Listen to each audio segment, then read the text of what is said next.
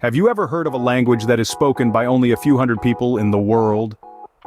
Today, we're diving into the captivating world of Burushaski, a language isolate that stands alone, distinct from any other known language family. This unique tongue is the native speech of the Burusho people, who reside primarily in the northern regions of Gilgit-Baltistan in Pakistan. A small community in India also shares this linguistic heritage, specifically in the Botraj Mohalla of the Hari Parbat region in Srinagar. The language, known also as Wurchikwar and Misaski, predominantly echoes in the valleys of Hunza District, Nagar District, the Yasin Valley, and the Ishkoman Valley in Pakistan. Despite its geographical limitation, the language's intriguing history, the mystery surrounding its classification, and the rich cultural tapestry it weaves make Burushaski a fascinating subject for linguistic enthusiasts and cultural explorers alike. Despite its limited geographical spread, Burushaski's history and characteristics make it a fascinating topic of linguistic study. So where on earth do people speak Burushaski?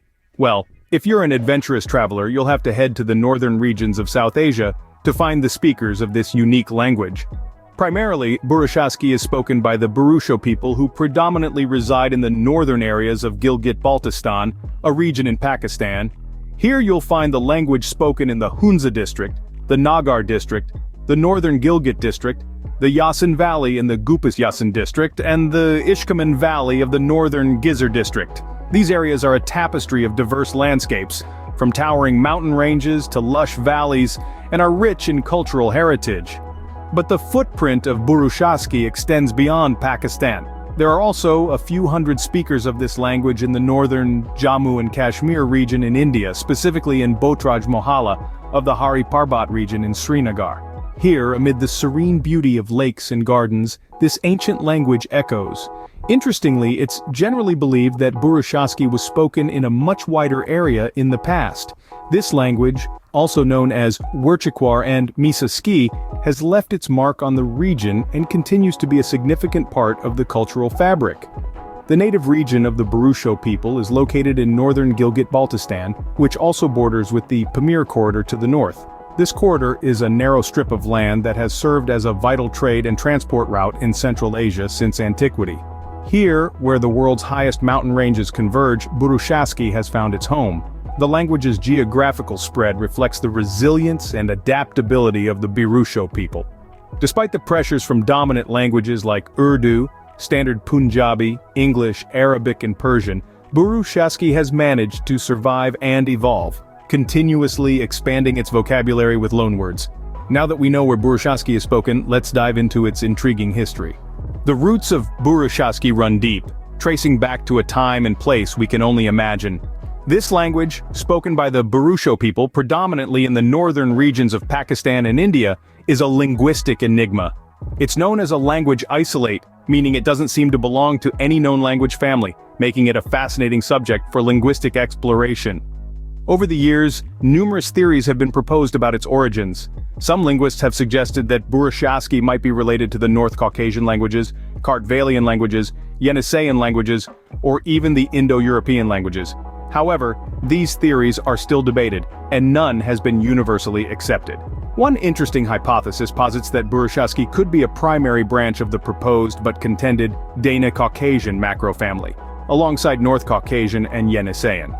Another suggests a link with the so-called Karasuk family, connecting Burushaski with Yeniseian.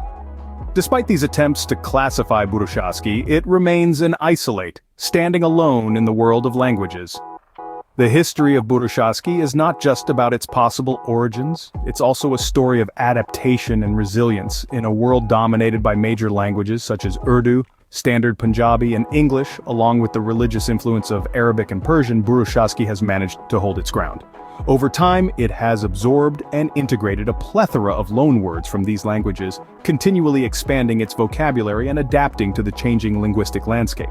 The agricultural vocabulary of Burushaski, for instance, appears to be borrowed from Dardic, Tibeto-Burman, and North Caucasian languages. This borrowing suggests a long history of contact and interaction between the Burusho people and their neighbors, painting a picture of cultural exchange and mutual influence. The history of Burushaski is as complex as the language itself, but what makes this language truly unique? What sets Burushaski apart from other languages? Well, a lot. Burushaski is a language isolate, meaning it doesn't belong to any known language family.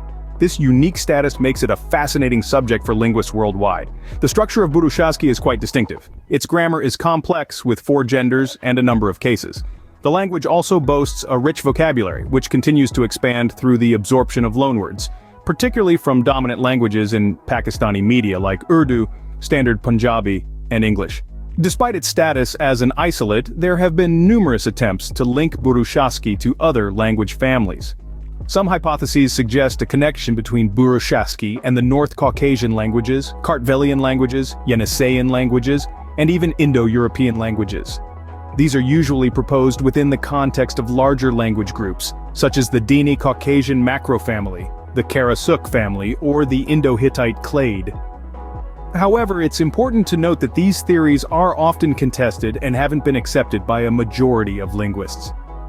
Language contact has played a significant role in the development of Burushaski. For instance, much of its agricultural vocabulary appears to have been borrowed from Dardic, Tibeto-Burman, and North Caucasian languages. There's even a theory suggesting that the Proto-Indo-European word for apple may have been borrowed from a language ancestral to Burushaski. Burushaski also exhibits some regional variation. It's spoken by about 120,000 speakers in Pakistan, and by a few hundred in India. The language is prevalent in 3 main valleys in Pakistan: Yasin, Hunza, and Nagar. The varieties spoken in Hunza and Nagar are quite similar, but the Yasin variety, also known as Werchikwar, is significantly more divergent. In fact, it's sometimes considered a distinct language, and is thought to be the pure or original Burushaski by the speakers of the Yasin Valley. In conclusion, the distinct features of Burushaski, its complex structure, diverse vocabulary, and intriguing hypotheses about its possible linguistic connections make it a linguistic enigma. So what does the future hold for Burushaski? This is a question that linguists, researchers, and the Burusho people themselves are actively grappling with. Today, Burushaski is spoken by about 120,000 speakers in Pakistan, and also by a few hundred in India, predominantly in the regions of Hunza, Nagar, and Yasin. However, the future of this unique language is anything but certain. The realities of globalization and the influence of more dominant languages such as Urdu, Standard Punjabi, English, Arabic, and Persian pose significant challenges to the survival of languages like Burushaski. The media, a powerful tool for language dissemination, primarily operates in these dominant languages, leading to an expansion of their vocabulary at the cost of languages like Burushaski. Yet, there are glimmers of hope. Efforts are being made to preserve and promote Burushaski. For instance, there's a growing recognition of the importance of linguistic diversity, leading to initiatives that document and teach endangered languages. Moreover, the Burusho people themselves are proud of their linguistic heritage and are actively engaged in its preservation. There are also attempts to establish links between Burushaski and other language families, which, if successful, could provide valuable insights into the language's origins and its connections to other languages. These research efforts could help to raise the profile of Burushaski and highlight its significance, thereby contributing to its preservation. However, it's clear that more needs to be done.